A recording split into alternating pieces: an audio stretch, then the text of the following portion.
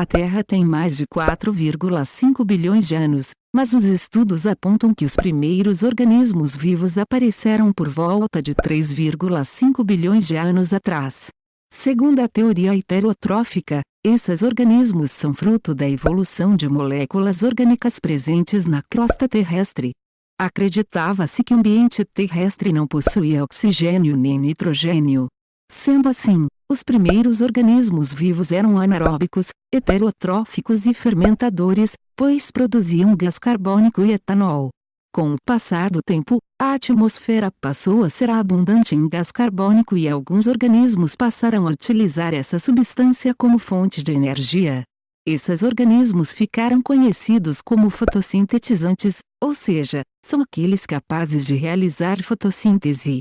Estes contribuíram para o enriquecimento de oxigênio na atmosfera, o que contribuiu para o surgimento de outra classe de organismos, que realizam o processo inverso dos fotossintetizantes, pois eles absorvem oxigênio e liberam gás carbônico para a atmosfera, os organismos heterótrofos e aeróbicos. Os organismos mais antigos da Terra são as bactérias. Elas possuem uma estrutura celular consideravelmente mais simples comparada a um eucarioto, mas é devidamente eficiente no quesito de sobrevivência em condições hostis e possuem taxa de reprodução elevada.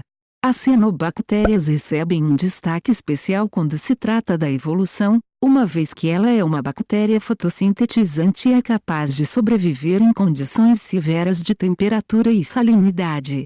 Resumindo, na Terra primitiva, tudo que chamamos de vida antes da atmosfera ficar abundante de oxigênio era povoado por bactérias heterótrofas e bactérias autótrofas fotossintetizantes não produtoras de oxigênio.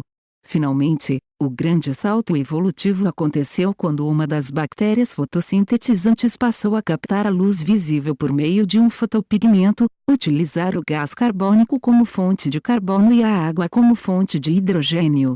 Por essa condição favorável, a atmosfera terrestre, agora rica em oxigênio, possibilitou a diversificação dos organismos utilizadores de oxigênio que hoje representa a grande maioria dos seres vivos desse planeta.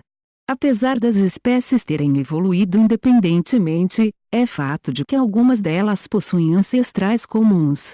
A classificação desses ancestrais é feita por análise filogenética e pela taxonomia. É comum confundir os conceitos de filogenia e taxonomia. Mas afinal, qual a grande diferença? É verdade que ambos os conceitos estão intimamente ligados, mas não são a mesma coisa. A filogenia é o estudo que busca entender a proximidade evolutiva entre um grupo de organismos como espécies ou famílias através do sequenciamento dos genes. Já a taxonomia é a ciência que identifica, classifica e designa os organismos e possui uma forte base nos dados obtidos pela filogenia. Mas o que é feito com todos esses dados? Eles podem ser usados para construir árvores filogenéticas. Elas são uma suposição da ordem evolutiva de uma certa espécie, família, ordem, entre outros. O maior exemplo de árvore filogenética é aquela que mostra os 3 domínios. Ela é conhecida como árvore filogenética da vida. Para chegar até a divisão dos domínios que temos hoje, foram realizados muitos estudos taxonômicos e filogenéticos de modo a agrupar os indivíduos com características parecidas em uma mesma categoria. O domínio arqueia é caracterizado por ter organismos majoritariamente extremófilos e procariontes. Por conta de sua capacidade de viver em condições severas, estima-se que os organismos desse grupo sejam os mais antigos da Terra. O domínio bacteria conjunta organismos também procarióticos, unicelulares e bactérias patogênicas. Por fim, o domínio eucaria inclui todos os organismos eucarióticos, união multicelulares. Com o avanço científico e tecnológico, desenvolveram-se ferramentas que cooperaram nos estudos para entender mais sobre o universo que nos cerca e até mesmo sobre nós mesmos. Uma das invenções mais importantes que auxiliou nessa jornada foi o microscópio, um instrumento que permitiu a análise de estruturas pequenas e invisíveis a olho nu. Com isso, foi possível estudar mais sobre micro-organismos, células e até mesmo estruturas celulares. A microscopia possui 2 categorias, óptica e eletrônica. A microscopia óptica ainda possui diversas subdivisões. Cada uma delas possui um propósito diferente e depende do que se deseja observar para escolher um tipo. A microscopia eletrônica se subdivide em três: de varredura, de tunelamento e de transmissão. A microscopia eletrônica é tão potente que é possível observar até mesmo os átomos de uma molécula. De forma mais prática, a microscopia ajuda em áreas importantes relacionadas à evolução, como a filogenia e a taxonomia. Por exemplo, duas espécies de plantas podem ser classificadas na mesma categoria se tiverem alguma semelhança no tipo de célula. Muitas vezes, as semelhanças microscópicas são extremamente significativas para a classificação dos seres vivos. Quando se fala de microscopia, é quase impossível não se lembrar do clássico método de coloração de Gram. É um método simples, mas eficaz de classificação de bactérias.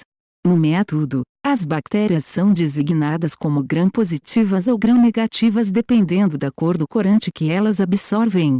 O método de Gram segue os seguintes passos: confeccionar o esfregaço, corar com cristal de violeta, lavar com esguicho de água destilada, cobrir a amostra com iodo ou lugol, lavar com água destilada, descorar com álcool, corar com fucsina por 20 segundos, e por fim, lavar com água destilada, secar e observar ao microscópio. No microscópio, observa-se, se a bactéria reteve a cor do primeiro corante, ela é classificada como gram-positiva, pois possui uma parede celular espessa o suficiente para assegurar o corante de primeira. Se ela reter a cor do segundo corante, ela é chamada de gram-negativa, pois possui a parede celular mais fina. Uma célula é a unidade básica de qualquer micro-organismo vivo e suas características internas e externas dependem da sua origem evolutiva, bem como o domínio a qual pertencem. Células eucarióticas, por exemplo, possuem estruturas internas que ajudam a organizar o conteúdo celular. Elas são denominadas organelas citoplasmáticas e endomembranas. Dentre as estruturas, encontramos mitocôndrias, centríolos, núcleo, membrana plasmática, retículos endoplasmáticos, ribossomos, lisossomos e complexo de Golgi. Além das organelas, existem outras estruturas importantes para a sustentação e forma da célula. Estas estruturas recebem o nome de citoesqueleto. O citoesqueleto pode ser classificado em três categorias. 1. Filamentos de actina, são estruturas envolvidas na locomoção e contração celular a exemplo da endoiesocitose e encontram-se localizados mais perto da membrana. 2. Filamentos intermediários. Em questão do tamanho e localização, encontram-se entre os filamentos de actina e microtúbulos. Eles ajudam na regulação da transcrição e estruturação do núcleo, formando a lâmina nuclear. 3. Microtúbulos. Estão localizados mais perto do núcleo por conta de sua função, que é auxiliar na divisão celular, formando as fibras do fuso. Na célula, os microtúbulos encontram-se organizados em uma estrutura conhecida como centrosomo, que dá suporte para a divisão celular. A divisão mitótica faz parte do ciclo celular, que se divide em 4 fases importantes. Fase G1, fase S, fase G2 e por fim a mitose. Além disso, a mitose conta com mais 5 etapas de divisão: prófase, metáfase, anáfase, telófase e citocinese. Cada fase acontece de acordo com fatores de regulação específicos. Análoga à mitose, existe a meiose, que trata da divisão de células não somáticas germinativas. As principais características da meiose são a originação de 4 células filhas e a recombinação entre os cromossomos que levam à variabilidade genética. Além desse fato, ela ocorre em 2 fases, chamadas de meiose 1 e meiose 2. Na meiose 1, a principal característica é a separação dos cromossomos irmãos. E na meiose 2 ocorre a separação das cromátides irmãs.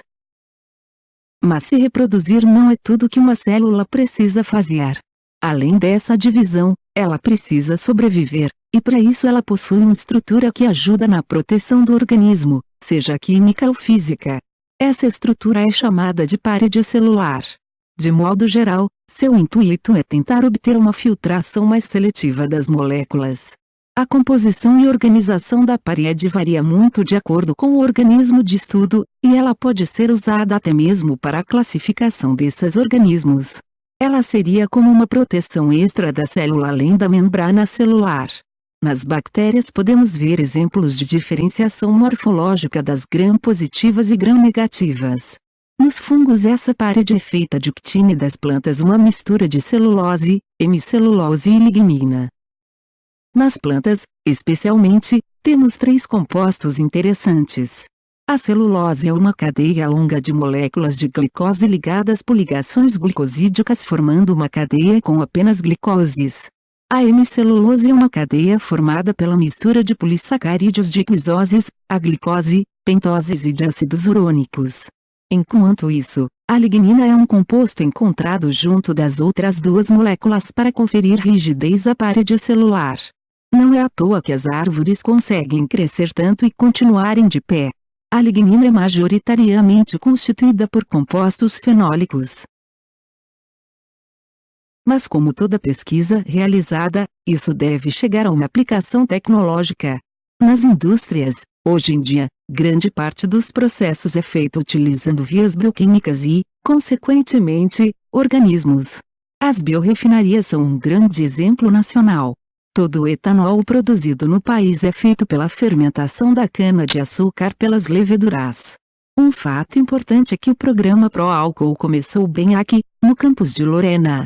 Além disso, na indústria de alimentos a bioquímica é bem presente, sabendo que leites fermentados, iogurtes, vinhos, cervejas, salames e queijos são feitos a partir de processos fermentativos, ou seja, com organismos em condições de anaerobiose.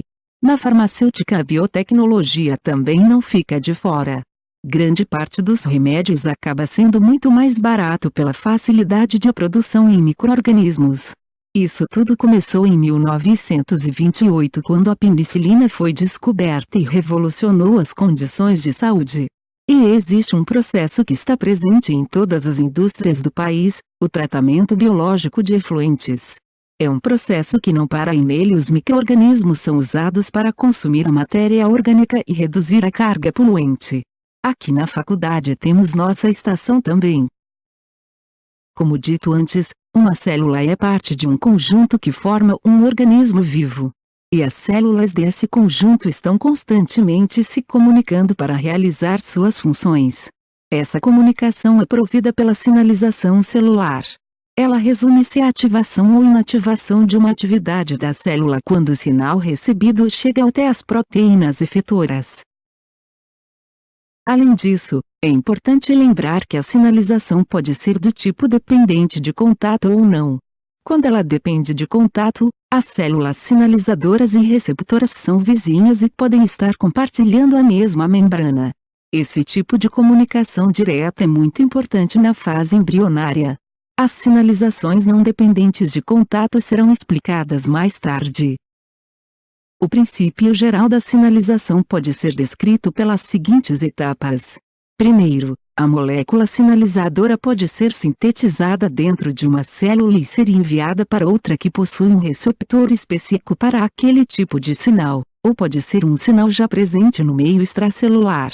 Juntos, a molécula sinalizadora ligada ao receptor, que pode ser, por exemplo, uma proteína de membrana, desencadeiam uma série de reações dentro da célula até atingir a proteína efetora, realizando a resposta ou transdução celular.